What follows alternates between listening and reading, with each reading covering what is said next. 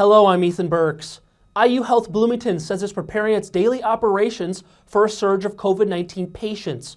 Many of the hospital's rooms have 2 patient beds with a privacy divider, which means COVID-19 patients cannot be in the same room with someone who doesn't have the virus. Our capacity constraints have required us to transfer some patients to other hospitals within our region and outside of our region.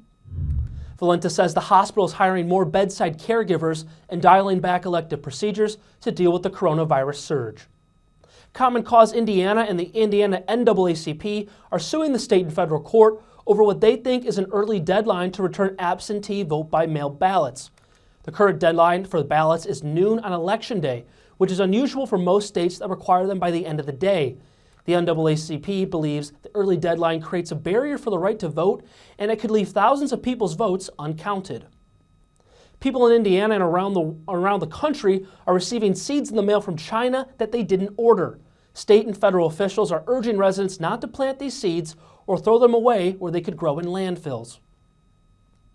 Are there invasive species coming along with that we don't have in the United States and would be hard to control?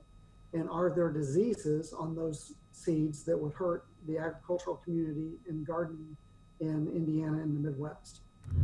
If you receive a packet of these seeds in the mail, you should send it to the state plant health director, which is located in Franklin.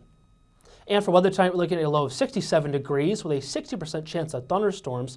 As tomorrow, we see a slightly higher percent chance of thunderstorms at 70%, and we see it kind of top off between the 40 and 60% range the rest of the weekend and going into next week with lots of rain. And for more news, you can go to WTIUnews.org. Have a great weekend.